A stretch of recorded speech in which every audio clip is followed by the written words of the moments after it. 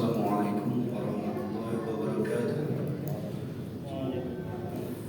Alhamdulillahilladzi an'amana bi ni'matil iman wal islam. Asyhadu an la ilaha illallah al-malikul a'lam wa asyhadu anna Muhammadan abduhu wa rasuluhu sayyidul umam. Rabbi shrah li sadri wa yassir li amri wahlul 'uqdatam min lisani yafqahu qawli. Amma ba'd. Puji dan syukur kita panjatkan kehadirat Ilahi Allah Subhanahu wa taala yang mudah-mudahan dengan kudrat dan iradatnya semoga senantiasa memberikan kemampuan kepada kita untuk senantiasa bisa memperbaiki amal ibadah kita untuk bekal nanti di akhirat. Wa tusiruna al-hayata dunya wal akhiratu khairu wa abqa.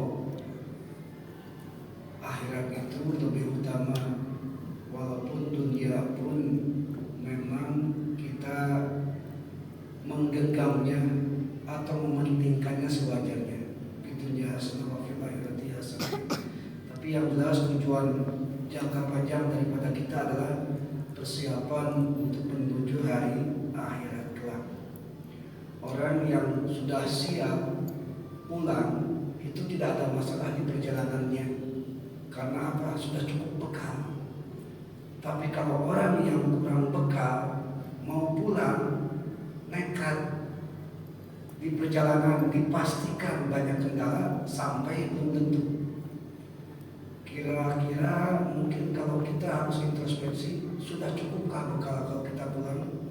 Kalau belum cukup bekal, jangan dulu pulang Pak. Karena nekat namanya ya.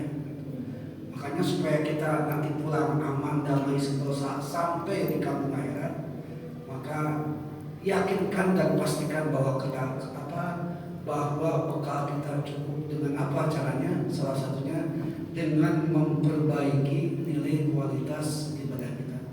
Bagaimana memperbaiki nilai kualitas ibadah? Ya salah satunya dengan menghadiri kajian fikih ibadah. Salawat dan salam semoga limpahkan kepada junjungan kita Habibana wa Rasulana Sayyidina Muhammad Rasulullah SAW. Allahumma sholli ala sayyidina Muhammad wa ala sayyidina Muhammad. Hadirin kaum muslimin rahimakumullah. Alhamdulillah, pertemuan kemarin kita sudah menyelesaikan rukun sholat yang keempat, yaitu membaca Al-Fatihah.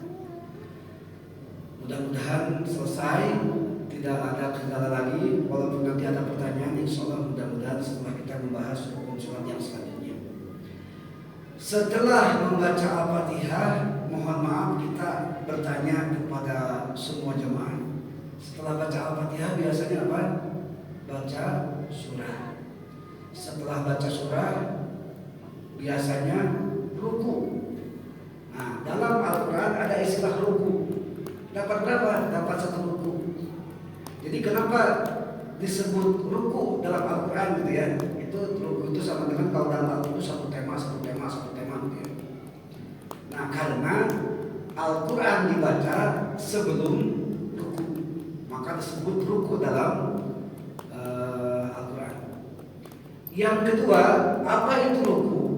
Ruku itu asal kata dari roka'a yarka'u rok'atan, gitu ya. Kalau boleh lebih dalam dikit, itu asal kata dari fataha yarka'u fathatan. Wajan dari fa'ala yaf'alu fa'lan, sulasi mujarrad bab ketiga. Nah, sampai sana aja dulu kan, kalau secara tata bahasanya. Nah, selanjutnya ruku itu menjadi penanda daripada rokaat.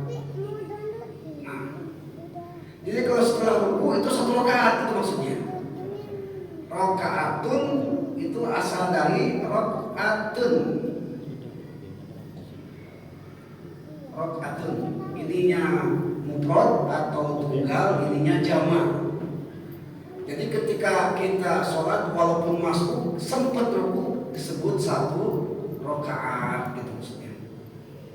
Nah, gitu ya. Selanjutnya, kenapa Kenapa ini rokaatun itu jamak? Ada contoh yang lain. Muslimatun, muslimatun. Nah, gitu ya. Sama sebetulnya alif dan ta. Ini alif dan ta. Itu jamak artinya. Ini untuk ruku. Nah, jadi tadi ruku itu dari rakaatan. Maka dalam ketika kita sholat tarawih, witir yang terakhir as-sholatu rakaatal witri ma'al kunuti. Makanya seperti itu, rakaatal itu jadi artinya satu rakaat. Kalau 2 rakaat berarti rakaat ini. Nah, ya. Kalau rakaatnya banyak maka rakaatun. Nah, rakaat itu yang disebut dalam istilah satu rakaat. Satu ruku lah istilahnya.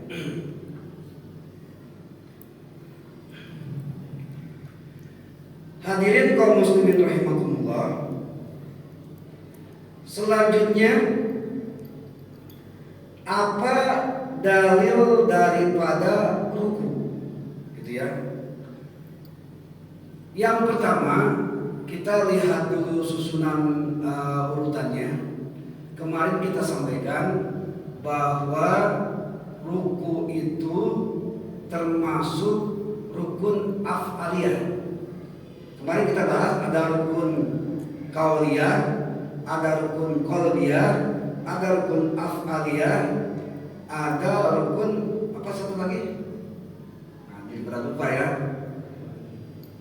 Ulang lagi, rukun qalbiyah, rukun aqwaliyah atau qauliyah, af'aliyah dan ma'nawiyah. Kalau qalbiyah itu niat, kalau qauliyah itu ada 5, yaitu takbir, al-fatihah, terus tasyahud, terus sholawat nabi dan salam. Nah, kalau af'aliyah salah satunya adalah ruku. Nah, gitu. Baik. Dalil ruku dalam surat Al-Hajj ayat 77. Bismillahirrahmanirrahim. Ya ayyuhallazina amanu ruk'u wasjudu wa'budu rabbakum.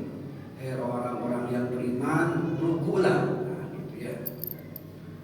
Dan ruku termasuk daripada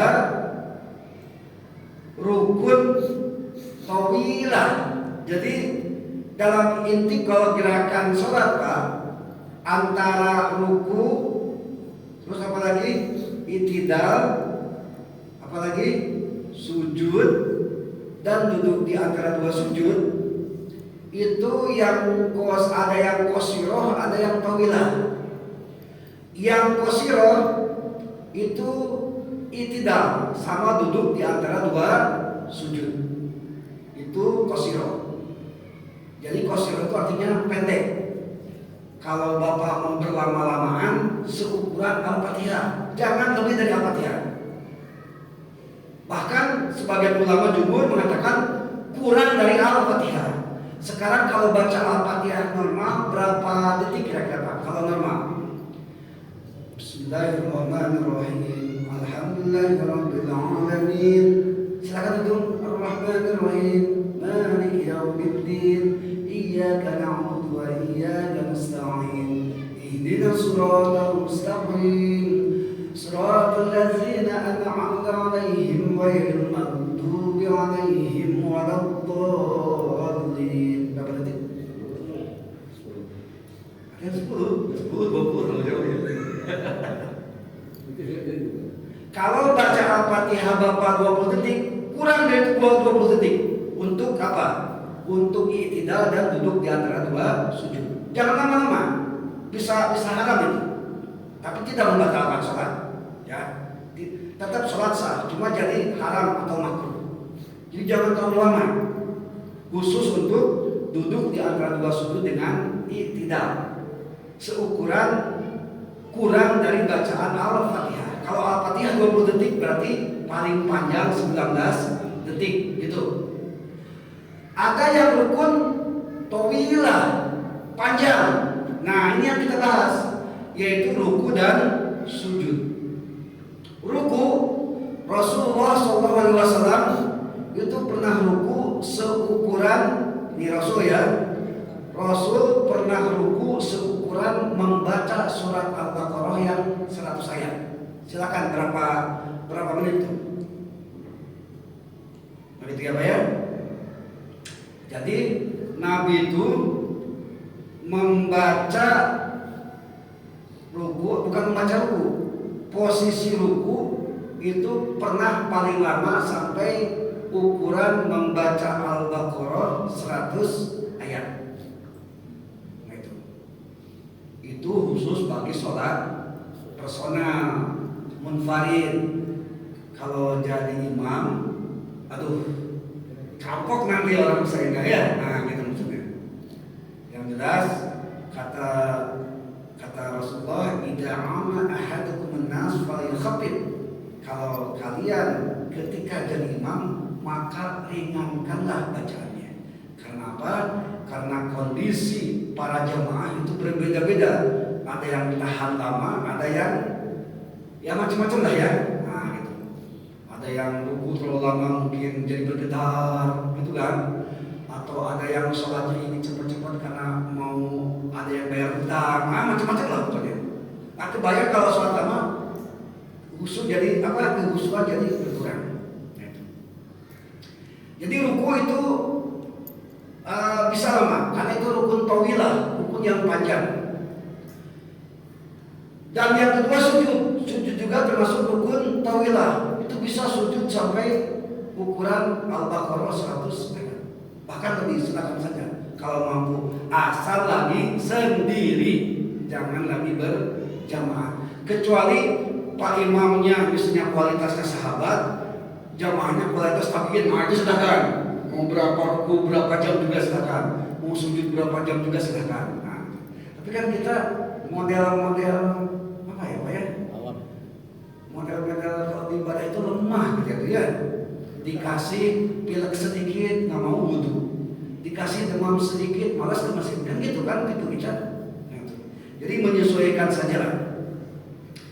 Itu yang pertama. Yang kedua, dalil daripada ruku adalah hadis Imam Bukhari yang berbunyi sumarka hatta yatma'inna raqian.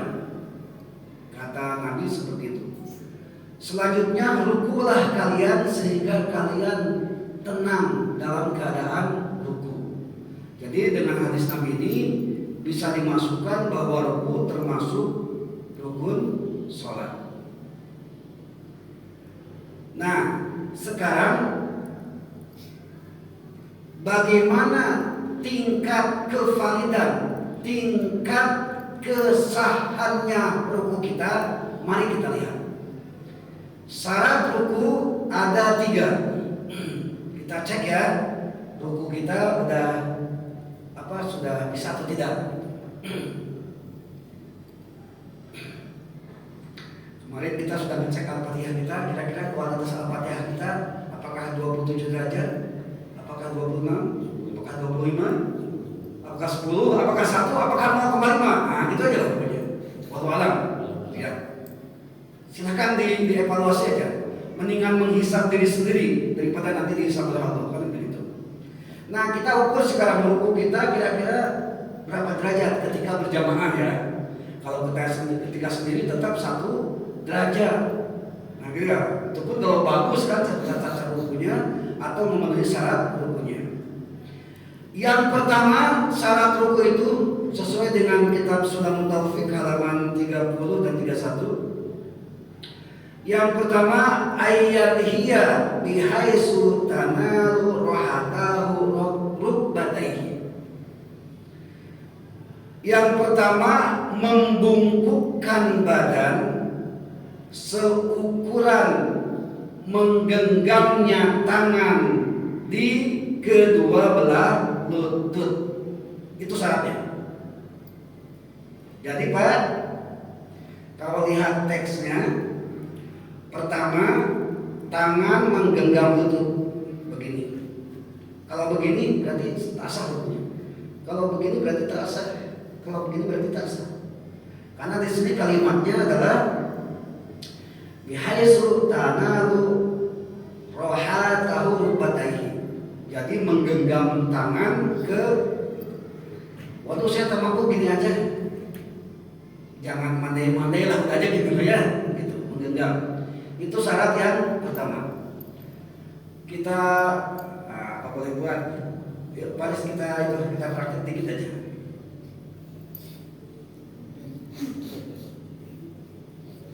Hadap bersamanya.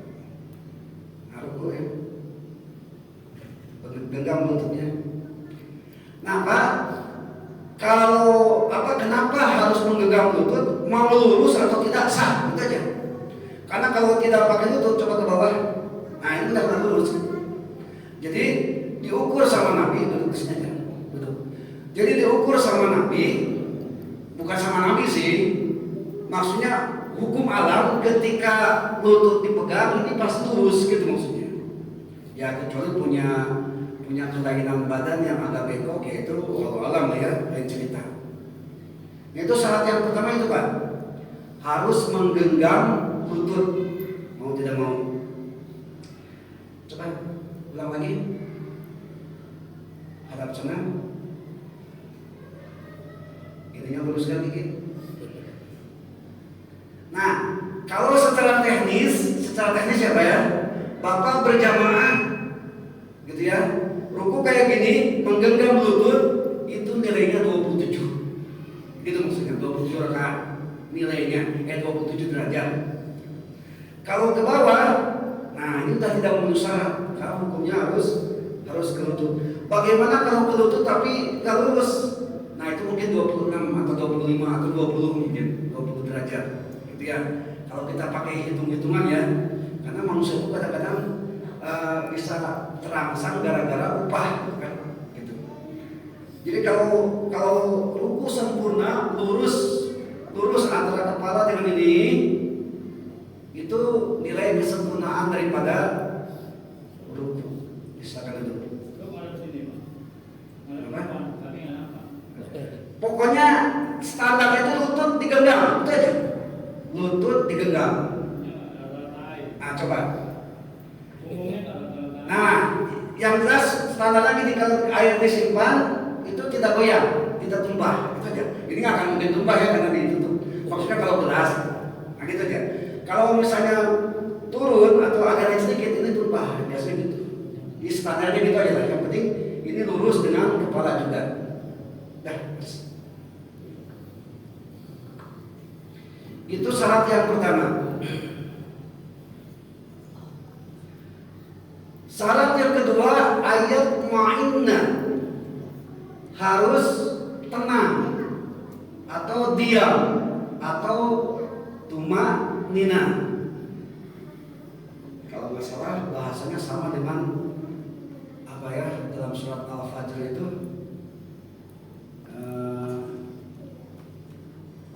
apa ayat terakhir itu Pak Imam? Ya ayuhal apa? Ya apa?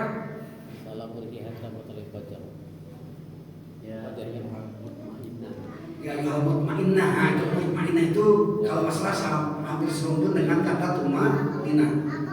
Mutmainnah itu artinya tenang, gitu ya.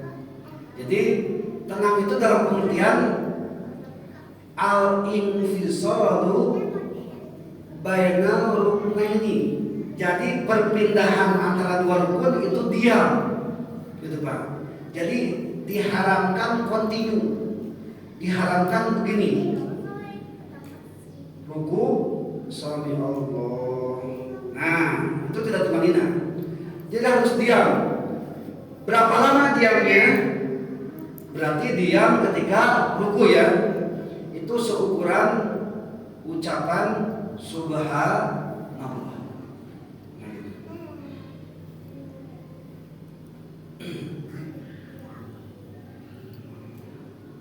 Hadirin kaum muslimin rahimakumullah. Itu yang kedua. Jadi syarat daripada ruku adalah harus tumanina. Kalau Bapak tidak tumanina, Ketika ruku itu coba rasakan aliran darah, karena menurut ilmu kesehatan ternyata ruku itu bisa melancarkan darah gitu katanya Pak. Jadi nggak usah khawatir orang yang punya penyakit yang ada hubungannya dengan sendi, dengan pinggang. Kalau ruku yang sebenarnya bukan mutmainah, tumanina gitu ya, itu insya Allah akan melancarkan darah. Jadi silakan merasakan ruku ketika ketenangan gitu ya, ketika menuju ke ketenangan. Kalau tidak tenang, tidak tumanina, maksudnya ketika ruku langsung berdiri, jadi begini. Allahu Akbar. Nah, itu kan antara ruku dan i'tidal itu tidak ada jeda, harus ada jeda. Ukuran subhanallah. Kalau subhanallah berapa detik Pak kira-kira? Nah, itu paling sedikit. Kita pelit betul, jangan subhanallah. Apa ukurannya? Subhana rabbiyal azimi wa bihamdi 3 kali. Nah itu. Sambil membaca itu, kira-kira subhana rabbiyal azimi itu berapa detik? Itu aja. Ini khusus yang 1 detik itu subhanallah bagi mereka yang apa? Bagi mereka yang mungkin tergesa-gesa, mungkin sholat sidatul khauf, mungkin memang darurat, silahkan saja. Tapi kita kan jarang kan sholat yang darurat, ya udah biasa aja. Ngapain mentang-mentang seukuran subhanallah cepat betul, ruku sujud segala macam. Kan begitu. Itu yang kedua ya. Yang ketiga, syarat yang ketiga, Allah yaqsida bihi ghairu. Jangan ada maksud apapun selain ruku. Contoh, misalnya Bapak kan lagi imam lagi baca surat ceritanya ya. Ternyata ada uang jatuh. Nah, ketika ada uang jatuh, kita kalau ada uang jatuh, kalau mau pungut kan pasti dalam kondisi ruku kan. Nah, sekonyong-konyong imam Allahu Akbar ruku. Nah, dalam hati dia, sekalian aja ruku. Nah, itu tak sah. Bisa dipahami apa ya? Jadi rukunya itu pertamanya niatnya karena mengut sesuatu gitu maksudnya. Karena ada duit jatuh, karena mata duitan ambil dulu, terus imam di sana Allahu Akbar sekali ruku. Nah itu tidak sah. Karena niat pertamanya ngambil duit selain niat ruku. Itu yang nggak boleh. Atau ada satu lagi Pak. Misalnya gini, ketika sujud, kebetulan ada benda tajam di sini. Allahu Akbar, pas sujud dalam hati, waduh sakit misalnya gitu ya. Angkat, pindah, nah itu tak sah. Karena sujudnya nambah, jadi sujud 2 kali. Nah gitu. Jadi hati-hati, jangan ada maksud yang lain. Jadi apapun sholat kita, ketika kita usolli fardhu isya, usolli fardhu maghrib, itu ruku sebetulnya ruku udah terkosdu, udah terniati semua. Tapi ketika mau ruku niatnya ngambil duit, nah itu yang jadi masalah. Seperti yang kemarin kita contohkan, ketika Bapak lupa rakaat, bukan lupa rakaat, lupa sunat abad. Misalnya berupa tidak baca sholawat di tasyahud akhir kepada keluarga Nabi, atau lupa tidak qunut misalnya. Nah, ketika mau sujud sahwi nggak ada niat, dia main sujud aja, nah itu tak sah. Karena sujudnya jadi overdosis. Harusnya subuh itu sujudnya totalnya 4 kali, jadi berapa kali Pak? Jadi 6 kali. Nah itu yang tak sahnya. Makanya ketika Allah Akbar sujud sahwi langsung diniatkan, niat aku sujud sahwi dalam hati, itu sah. Nah itu karena ada penambahan sujud. Kecuali kondisinya seperti gini. Kecuali ini, Pak Imam jadi imam di depan, kebetulan baca surat Al-Alaq, wasjud waqtarib, itu kan ayat sajdah ya, nggak masalah. Makmum kita, wah ini jangan-jangan sujud sujud tilawah ya. Ketika imam Allahu Akbar ruku, dia malah sujud, kan gitu. Nah, karena itu di luar dugaan, karena imamnya ngeprank, bukan ngeprank siapa sih namanya ya? Ya salah komunikasi lah ya. Nah gitu, karena salah komunikasi itu tak jadi masalah, langsung bangkit lagi langsung. Karena itu ada unsur ketidaktahuan. Kalau tidak tahu memang tidak masalah, gitu ya Pak ya. Nah seperti tadi, ruku karena maksudnya ngambil duit, sujud sampai pindah karena gara-gara ada yang keras. Kalau bapak tidak tahu itu sah salatnya, karena unsurnya tidak tahu. Tapi kalau kenapa Pak Haji?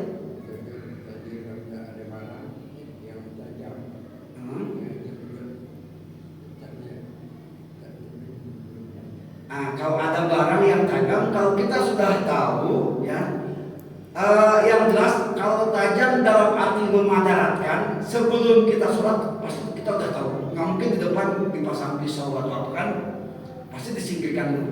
Tapi misalnya setajam-tajamnya debu atau pasir atau kerikil, mungkin tidak akan melukai kita, cuma hanya menyakitkan saja kan. Jadi ikhtiarnya tetap aja sujud, jangan sampai nambah gitu maksudnya. Tapi kalau dulu bapak pernah gitu, itu sah karena bapak tidak tahu. Tapi mulai sekarang ya tahu, itulah ruginya tahu ya. Jadi itu soalnya enggak itu apa istilahnya? Ya kadang-kadang positif negatif itu ada untungnya juga. Ketika kita berdosa, kita aja salahkan setannya, jadikan kambing hitamnya. Baik. Nah jadi itu ya, syaratnya ada 3. Yang pertama tadi harus menggenggamkan tangan ke lutut dan dalam posisi bungkuk gitu ya. Kalaupun tidak bisa bungkuk, yang penting standarnya tangan, lutut, tangan, itu aja ingat. Lutut, tangan, lutut. Makanya kalau yang sholatnya sambil duduk, ya udah pegang lutut aja. Karena memang salah satu syarat daripada rukuk itu adalah memegang lutut, memegang atau menggenggam. Nah, siapa ya? Baik, sebelum saya lanjutkan, barangkali ada yang ditanyakan, silakan Pak.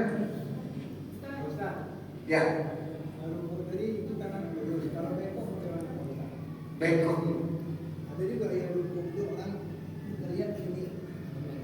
Nah, ya, baik. Tadi saya sudah bilang ketika praktek, standar syaratnya itu kan menggenggam lutut.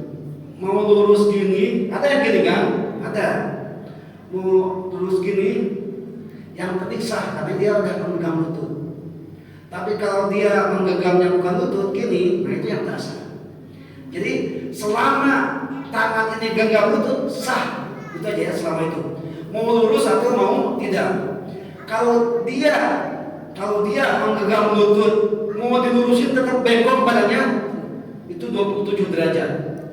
Tapi kalau misalnya sengaja gini, nah itulah entah berapa derajat dapatnya. Itu maksudnya. Jadi sah tetap. Yang penting syarat yang pertama ada genggaman tangan ke lutut, itu aja. Jadi kata kuncinya tangan dan lutut. Gimana Bu? Silakan. Pada saat kita rukuk, terus kita ini awalnya udah menggenggam lutut. Terus kita pergerakan bahwasanya ini melet biasa. Layar. Kita giniin boleh nggak? Iya ya. Oh berarti posisi ini satu kan? Iya. Satu atau dua-duanya? Satu aja sih. Satu aja. Jadi gini, kalimatnya di sini ayat hiya bihaisu tanalu ruhatahu bataihi. Jadi menggenggamkan kedua tangan kepada dua lutut. Nah sekarang bagaimana kalau hidung meler, gitu ya? Nah jadi gini, yang penting di awal ruku dan mau akhir ruku ini menggenggam, gitu ya. Adapun itu meleleh, itu di luar rencana kita kan, di luar dugaan kita. Tadi saya sudah bilang, kalau di luar dugaan, kayak tadi imam yang harusnya wasjud waqtarib itu nyangkanya sujud tilawah, padahal dia cuma ruku. Nah itu tak masalah karena di luar dugaan. Meleleh pun di luar dugaan kan, tak jadi masalah. Kalau bisa satu ini aja langsung kembali lagi, baru jangan sampai gini. Nah itulah yang menjadi masalah, kan ini tergenggam gitu. Nah itu ya. Kalau bisa aksi menghilangkan meleleh itu di tengah-tengah antara awal dan akhir menggenggam. Kalau bisa seperti itu. Kenapa?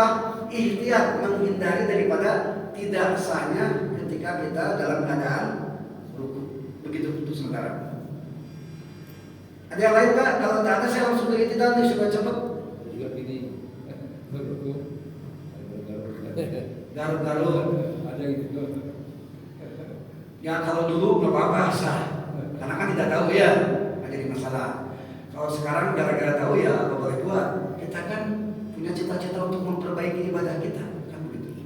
Kalau kita berusaha memperbaiki ibadah, insya Allah memperbaiki hidup kita. Amin ya Allah ya Rabbal alamin.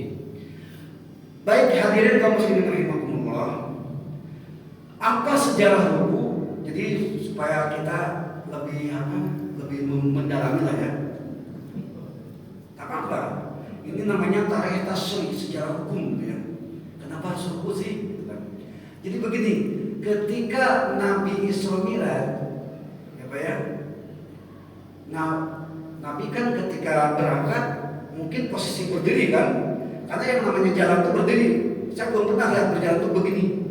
Apalagi sambil sujud, ada, silakan cek. Yang namanya berjalan pasti berdiri posisinya. Ketika sambil berjalan harus berdiri. Ketika menghadap Allah pasti kita memberikan penghormatan kan. Orang Jepang kalau penghormatannya begini kan ya Pak ya. Kalau orang kita mungkin begini macam-macam kan.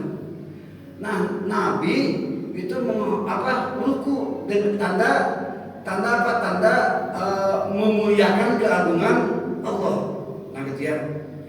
Ketika ruku, gitu ya.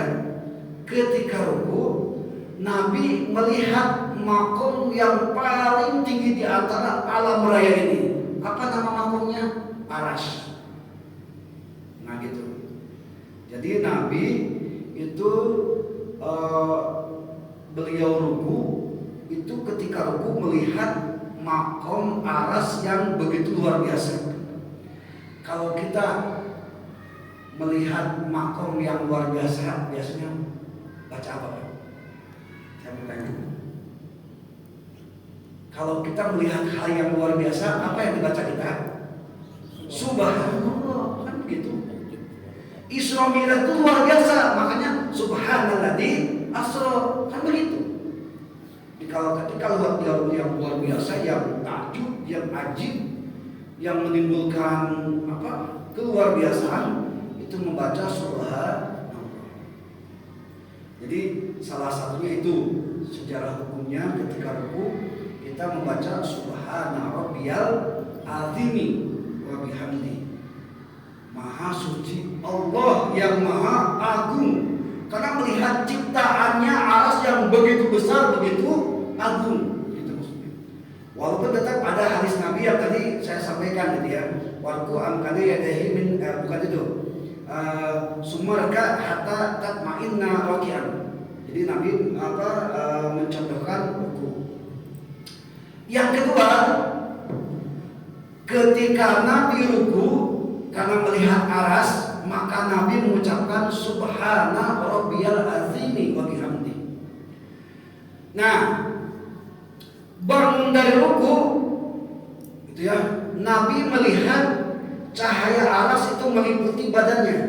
Itu dikisahkan dalam kitab Ad-Dardiri Pak. Ad-Dardiri itu kitabnya 32 halaman. Saya lupa lagi halaman berapa. Yang jelas ketika Nabi bangkit dari ruku, gitu ya, berdiri, itu semua bukan semua cahaya aras itu meliputi fisik Nabi.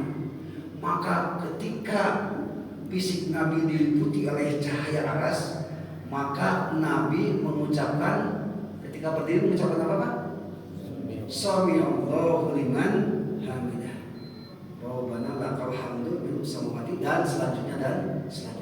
Itu sejarahnya Nabi melakukan berdiri, ruku dan i'tidal.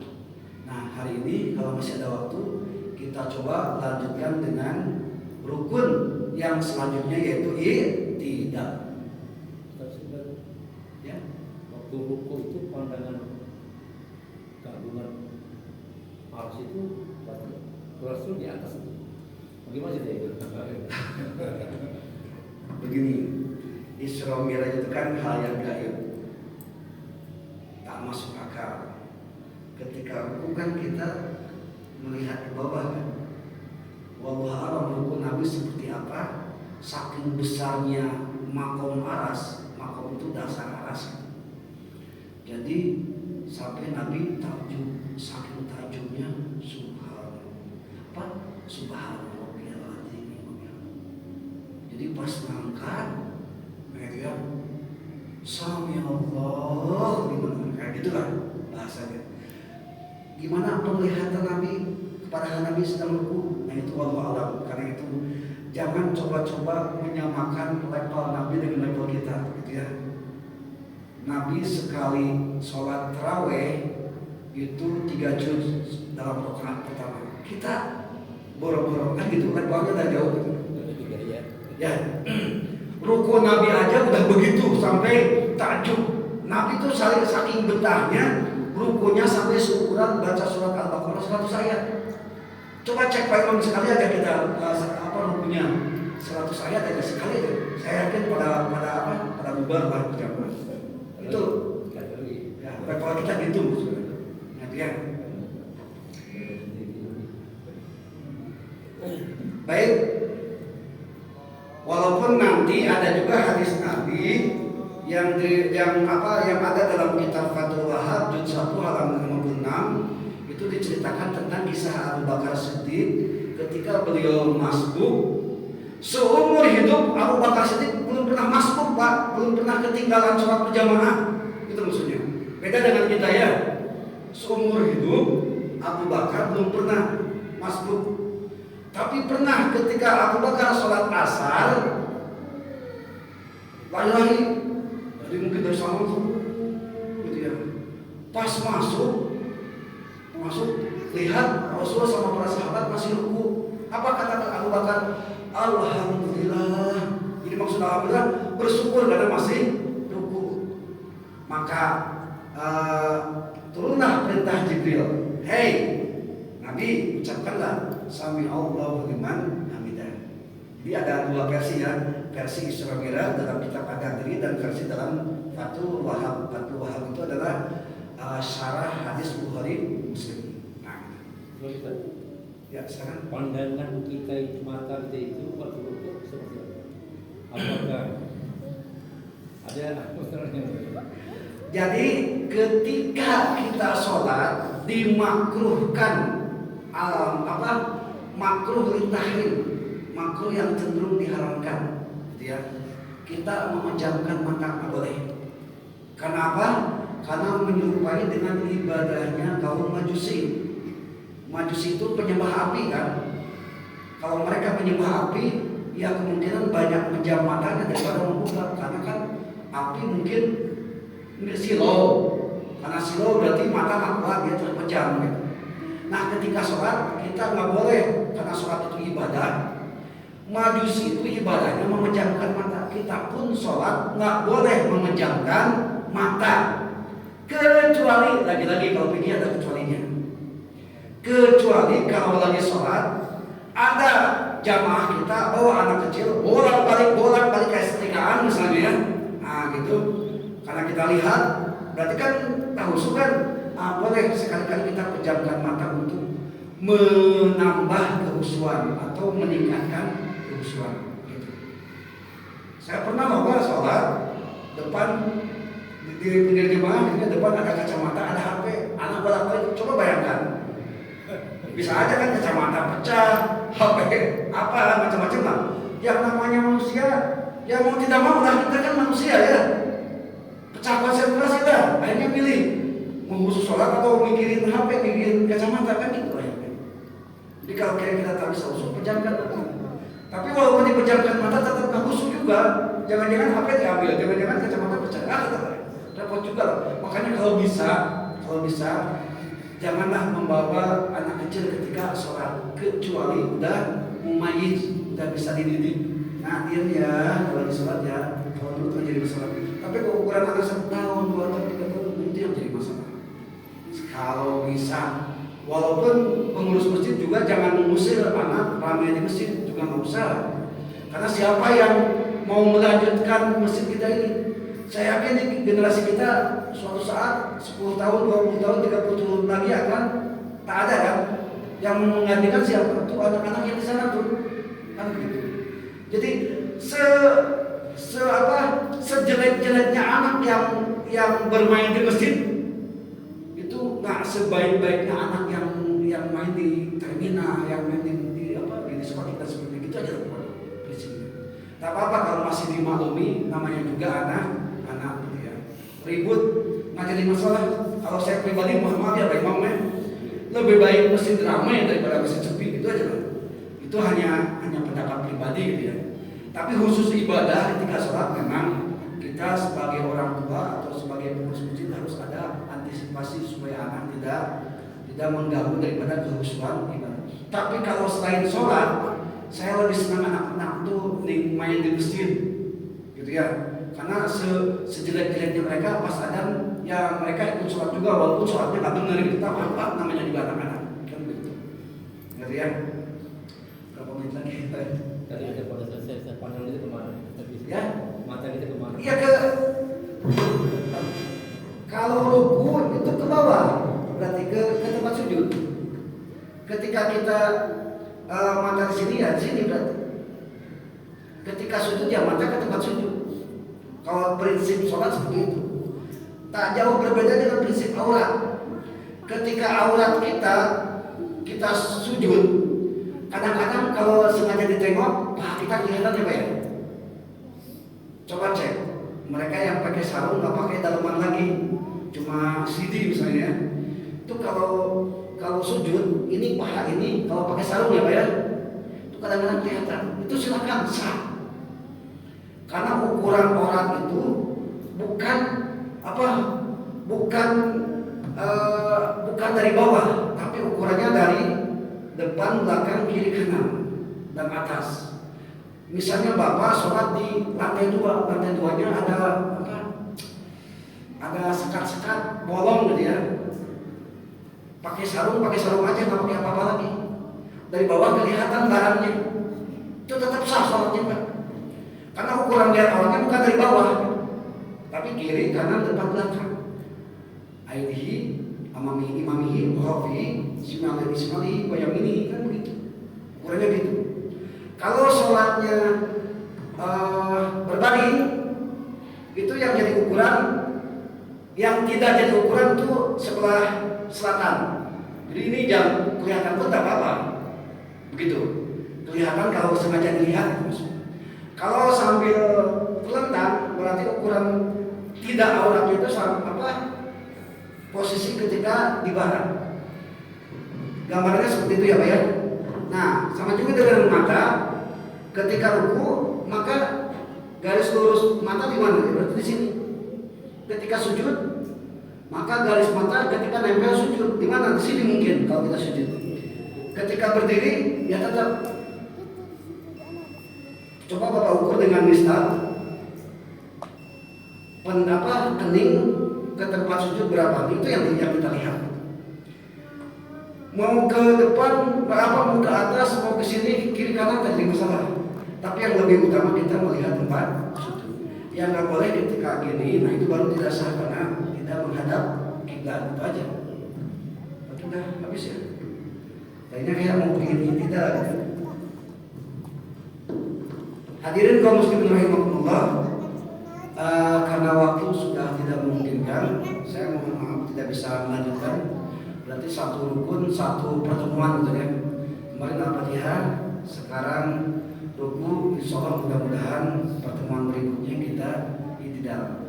Insya Allah kita berjanji setelah beres rukun sholat langsung tafsir lagi yang imamnya. Walaupun sebetulnya ada juga yang tertinggal syarat sholat berjamaah yang sering kita pakai. Tapi nantilah kita coba coba kita sepakati lagi lah ke depannya. Itu saja mungkin yang bisa saya sampaikan. Mohon maaf atas segala kekurangan. Saya punya cita-cita ingin memaksimalkan pemahaman, tapi apa boleh buat, kemampuan seperti apa adanya. Tapi walaupun seperti apa adanya, mudah-mudahan setidaknya bapak-bapak, ibu ada sedikit pengetahuan, ada sedikit tambah ilmu daripada fikih sholat. Amin ya Allah ya Rabbal alamin. Sekian dan demikian. Wassalamualaikum warahmatullahi wabarakatuh.